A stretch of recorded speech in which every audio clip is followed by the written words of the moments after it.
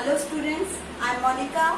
आज हम अपने बिजनेस स्टडीज के सिलेबस को आगे बढ़ाते हुए जो नेक्स्ट टॉपिक कर रहे हैं, प्रिंसिपल ऑफ मैनेजमेंट। मैं आपको एक बार फिर बता दूं कि जो ये हम टॉपिक्स कर रहे हैं, रिवाइज कर रहे हैं, वो +2 के जो कमिंग एग्जाम आ रहा है उसकी तैयारी के लिए हम कर रहे हैं। तो principal of management, principal of management के अंदर आज हम करेंगे कंसेप्ट एंड सिग्निफिकेंस।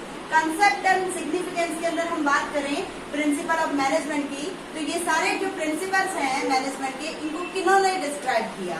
ये जो हमारे मैनेजमेंट के रिसर्चर थे, एक्सपर्ट्स थे, जिन्होंने काफी रिसर्च की और उसके अकॉर्डिंग उन्होंने ये जो डिसीजन लिए, उन्होंने ये जो प्रिंसिपल्स बनाए, वो क्या क्या थे, और वो उनमें से जो हमारे एक थे हेनरी फ्योल, उनके द्वारा जो डिस्क्राइब किए गए थे वो कौन से प्रिंसिपल थे? ये 14 प्रिंसिपल्स थे।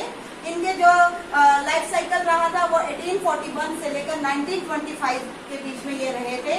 और इन्होंने जो 14 प्रिंसिपल डिस्क्राइब किए थे वो डिस्क्राइब किए थे जनरल एंड इंडस्ट्रियल मैनेजमेंट की बुक के अंदर। जनरल एंड मैनेजरियल बुक के अंदर इनको जनरल एंड इंडस्ट्रियल मैनेजमेंट की बुक के अंदर इसको डिस्क्राइब किया गया था।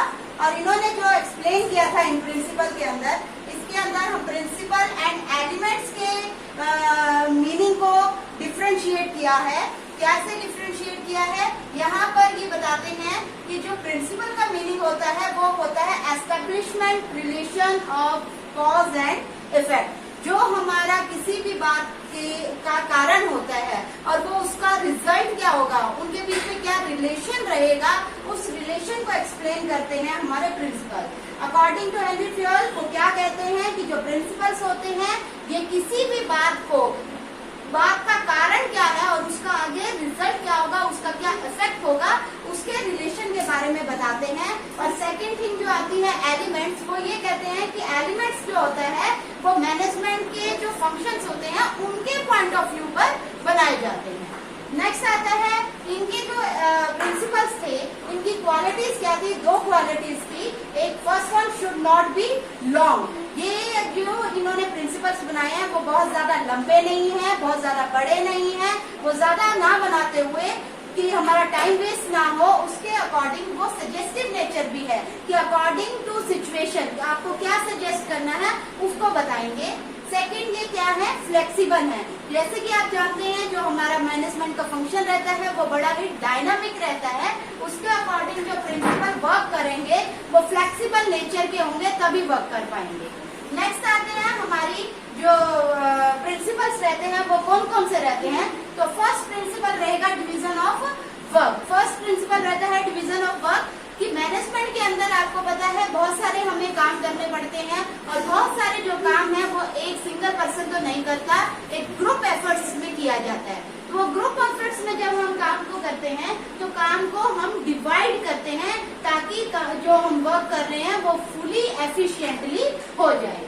सेकंड आता है हमारा अथॉरिटी एंड रिस्पॉन्सिबिलिटी। जैसे कि मैंने बताया कि हर काम को हम क्या करते हैं, प्रॉपरली डिवाइड करते हैं अकॉर्डिंग टू एफिशिएंसी। उसी के साथ साथ हम उसकी अथॉरिटी एंड रिस्पॉन्सिबिलिटी भी देते हैं। जिस तरीके से हम किसी भी पर्सन को किसी भी काम के रिजल्ट के लिए रिस्पॉन्सिबल ठहराते हैं, तो वो रिस्पॉन्सिबिलिटी हम तभी ठहरा सकते हैं जब हमने उस काम की उसको प्रॉपर फुली अथॉरिटी दे रखी है। अगर हमने किसी काम की फुली अथॉरिटी नहीं दी है तो हम उस काम के रिजल्ट के लिए उसे रिस्पॉन्सिबल नहीं ठहरा सकते। थर्ड इसका प्रिंसिपल आता है डिसिप्लिन। चाहे कोई भी लेवल हो, चाहे टॉप लेवल हो, चाहे लोअर लेवल हो, जो मैनेजमेंट का प्रिंसिपल कहता है कि डिसिप्लिन जो मेंटेन करना है वो सभी के हाथ में है और सभी के अकॉर्डिंग ही किया जाएगा और सभी को फॉलो करना पड़ेगा। ये नहीं है कि ये सिर्फ जो मैनेजमेंट के जो प्रिंसिपल्स हैं या डिसिप्लिन की हम बात करें तो सिर्फ एम्प्लॉयज के लिए इसको फॉलो करना पड़ेगा। नो, सभी लेवल्स के लिए ये फॉलो किया जाएगा। नेक्स्ट आता है unity of command. Unity of command का मीनिंग क्या होता है कि जब हमारे पास एक सुपीरियर है, एक ही सुपीरियर है, वो अपने सबॉर्डिनेट्स को ऑर्डर दे रहा है, काम को समझा रहा है, लीड कर रहा है। अब ये तो होता है हमारा गुड मैनर कि हम अच्छे तरीके से एक प्रॉपरली एक आदमी जब दूसरों को लीड कर रहा है, एक सुपीरियर है और हमारे सबॉर्डिनेट्स को वो क्या कर रहा है, लीड कर रहा है।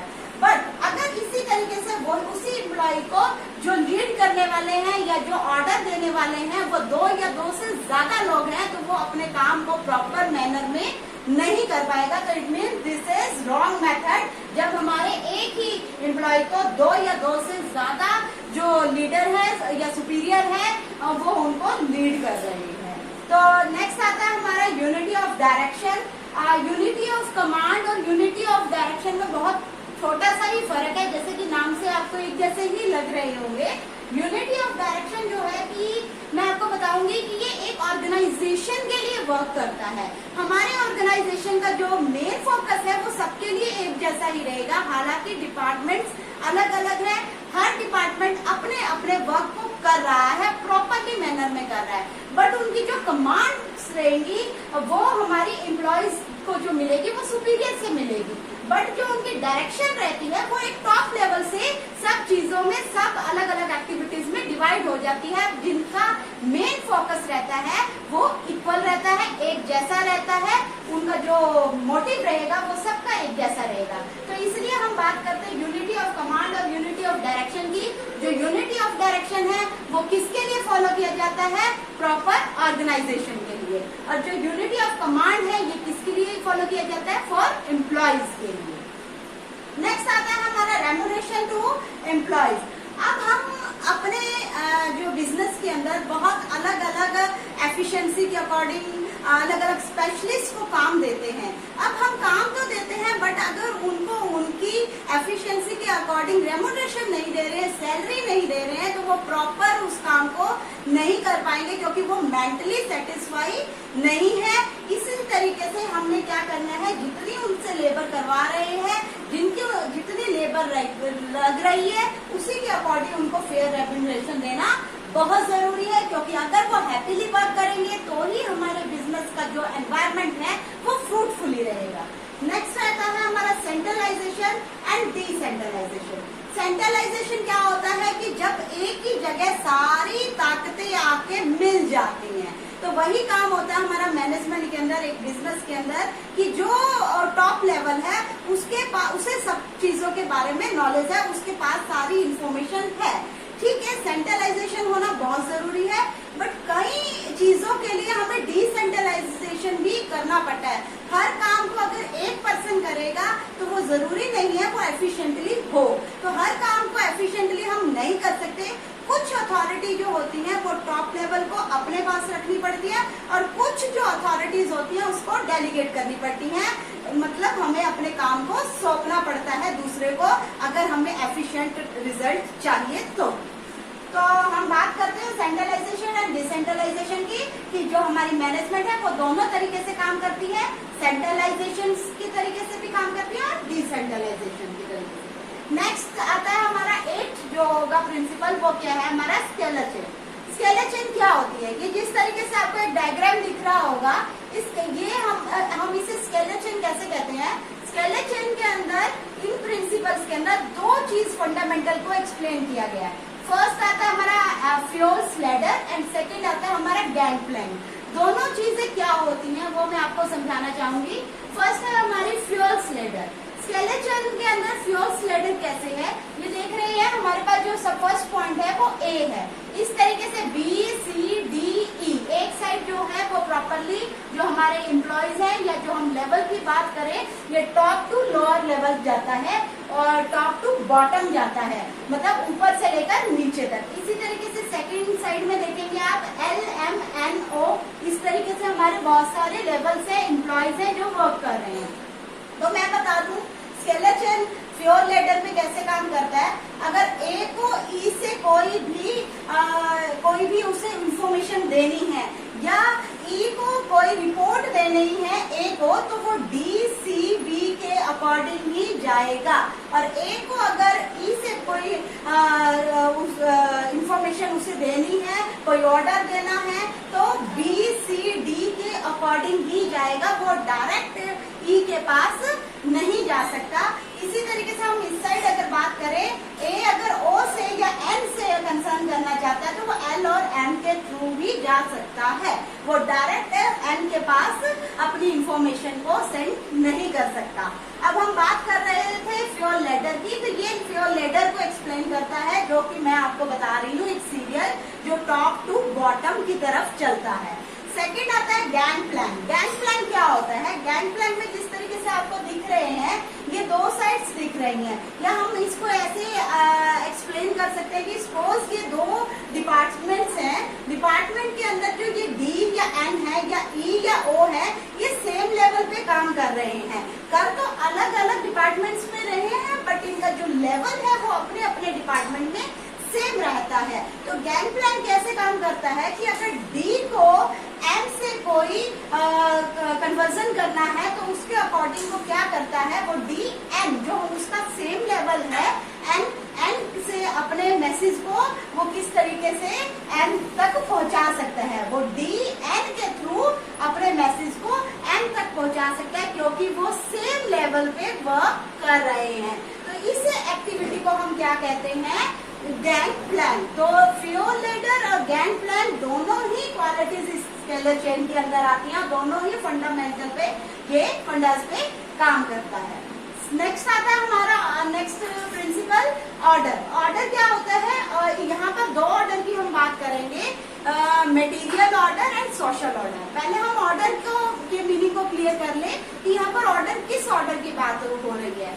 तो हमारे मैनेजमेंट के अंदर, हमारे बिजनेस के अंदर हर चीज का प्रॉपरली ऑर्डर में होना बहुत जरूरी है, चाहे वो बात हो किसी भी चीज की या बात करें हम ह्यूमन की। तो दो चीजें हमारे बिजनेस के अंदर वर्क करती हैं, एक क्या हमारा मटेरियल, एक हमारा क्या है मैन पावर। तो दोनों ही चीजें बड़े ही प्रॉपरली ढंग से अपने अपने अकॉर्डिंग वर्क करें, उसी को हम यहाँ पर ऑर्डर की बात कर रहे हैं। तो प्रॉपर जो ऑर्डर रहेगा वो फर्स्ट रहता है मटेरियल ऑर्डर, सेकंड रहता है सोशल ऑर्डर। मटेरियल ऑर्डर की जहाँ पर जो चीज होनी चाहिए, जैसे कि हम प्रोडक्शन डिपार्टमेंट की बात करें कि प्रोडक्शन डिपार्टमेंट में रिसोर्सेज की जरूरत रहती है और मशीनरीज की जरूरत रहती है, तो अगर वो प्रॉपर जगह पे हैं और प्रॉपरली टाइम पे एम्प्लॉइज को अवेलेबल हो रही है, इट मीन्स ये proper order means material order को फॉलो कर रहा है। सेकेंड आता है हमारा social order. Social order it's direct relation to human, जो कि हमारे बिजनेस में जो एम्प्लॉइज है वो प्रॉपर एफिशिएंट है और जिस तरीके की एफिशिएंसी उनके अंदर है उसी एफिशिएंसी के अकॉर्डिंग ही वो अपने वर्क को काम कर रहे हैं, वर्क को कर रहे हैं, देन ये हमारा प्रॉपर ऑर्डर माना जाएगा। नेक्स्ट हम अगर बात करें प्रिंसिपल ऑफ मैनेजमेंट की, नेक्स्ट वन है subordination of individual interest to general interest. ये जैसे कि हमने लास्ट लेक्चर में भी बात की थी, कभी भी, और इसके अंदर आगे भी एक और पॉइंट आएगा कि हम यहाँ पर बिजनेस के पॉइंट ऑफ व्यू से देखेंगे, अपने अकेले इंडिविजुअल इंटरेस्ट के बारे में बात नहीं करेंगे। अगर हम किसी ऑर्गेनाइजेशन से जुड़े हुए हैं तो वहाँ पर अपने सेल्फ इंटरेस्ट को हम नहीं, उसको सेक्रीफाइस करते हुए हमें जनरल इंटरेस्ट की तरफ काम देना है, क्योंकि वो हम ऑर्गेनाइजेशन के साथ जुड़े हुए हैं। कोई भी ऐसी चीज जो मेरे पर्सनली मेरे फायदे के लिए रहती है बट मेरे बिजनेस के लिए उसका कोई फायदा नहीं है, तो मैं उसमें कोई भी योगदान नहीं दूंगी। नेक्स्ट आता है हमारा इक्विटी। इक्विटी क्या होता है कि हमारे बिजनेस के अंदर अलग अलग लेवल के लोग काम करते हैं, अलग अलग एफिशिएंसी है वो लोग काम कर रहे हैं, अलग अलग तरीके के स्पेशलिस्ट हैं जो काम कर रहे हैं। बात आती है हमारे जो एम्प्लॉइज हैं उनको, वो सबऑर्डिनेट्स हैं जिनके ऊपर एक एक सुपीरियर है या जिनकी लीड में वो काम कर रहे हैं। अब सुपीरियर की पूरी रिस्पॉन्सिबिलिटी बन जाती है कि सभी एम्प्लॉइज को एक ही नजर से देखे, उनके अंदर इक्विटी को बैलेंस करे, एकता को लेकर आए, ताकि जो उनका ह्यूमन रिलेशन है वो भी अच्छा हो जाए और हमारा जो बिजनेस का एनवायरनमेंट है वो भी अच्छा रहे। नेक्स्ट आता है स्टेबिलिटी ऑफ पर्सनल, कि हम अगर बात कर रहे थे अभी, बार बार बात को इसको दोहराया जा रहा है कि हर पर्सन की अपनी अपनी एफिशिएंसी होती है जिसके अकॉर्डिंग वो काम को करता है, तो हमने उसको वही काम देना है ताकि वो उसके अंदर उस काम को करते करते वो क्या बन जाए, उसका स्पेशलिस्ट। स्पेशलिस्ट तभी बनेगा जब उसकी वो प्रैक्टिस करता रहेगा। तो हमने क्या करना है, उसको स्पेशलिस्ट बनाना है, स्टेबिलिटी ऑफ पर्सनल, उसके काम को दोहराते जाना है, उसमें दोहरापन कराना है हमने, ताकि दोहराई करवाएंगे, रिवाइज करवाते रहेंगे, ताकि वो एक क्या बन जाए, स्पेशलिस्ट बन जाए। और स्पेशलिस्ट बन जाएगा तो उसकी एफिशिएंसी बढ़ जाएगी और जो हमारी कॉस्ट है वो कम आएगी। नेक्स्ट हम बात करते हैं इनिशिएटिव की। जब हम यहाँ पर हम बात करें कि बड़े और छोटे का जो डिफरेंस है वो हम खत्म कर दें। जैसे कि बात करें मैनेजमेंट की, कि मैनेजमेंट का काम होता है कोई भी किसी तरीके के डिसीजन को लेना, पॉलिसीज को बनाना। तो वो क्या करती है, अपने जो सबॉर्डिनेट्स हैं उनसे कुछ डिस्कशन करती है, कुछ उनसे सजेशन लेती है, एडवाइजेस लेती है। वो एडवाइजेस इसीलिए ले रही है कि वो उनको अपने जैसा समझ रही है। तो यही चीज जरूरी है कि जो मैनेजमेंट है वो भी पहल करे उनको उभारने के लिए, और जो हमारा एम्प्लॉय है उसे भी जरूरी है उस इनिशिएटिव नेचर की कि वो भी पहल करे अपनी बात को रखने की। तो ये चीज जो होगी वो दोनों तरफ से होगी, सिंगल टर्म से नहीं होगी। नेक्स्ट होता है स्पिरिट दैट टॉक्स। ये क्या चीज है, इसको मैंने पहले भी बताया था कि नेक्स्ट में भी हम रिवाइज करेंगे। मैनेजमेंट के अंदर, एक बिजनेस के अंदर मैं वर्ड को निकाल दीजिए। मैं वर्ड जो है वो आपके इंडिविजुअल इंटरेस्ट को शो करता है, बट अगर हम किसी ऑर्गेनाइजेशन के साथ जुड़ जाते हैं तो उसके साथ हम वर्ड लगाएंगे कि हम मीन्स मेरे ऑर्गेनाइजेशन के लिए ये फेवर में रहेगा या नहीं रहेगा। तभी हमारा बिजनेस जो है वो बहुत ही अच्छा चलेगा, और जो हमारा जो रिजल्ट है, जो हमने सोचा हुआ है, एस्टिमेट लगाया हुआ है, उसी को ही हम पाएंगे। तो हमने बात की है यहाँ पर हेनरी फ्योल के सारे प्रिंसिपल, जो 14 प्रिंसिपल्स हैं, जो कि कंसेप्ट एंड सिग्निफिकेंस पे बेस्ड है। इनके क्या फायदे हैं, क्या इंपॉर्टेंस है, वो आई थिंक आपको इनकी नेचर से पता लग गया है, इनके मीनिंग से क्लियर हो जाएगा कि इनके क्या क्या फायदे हैं।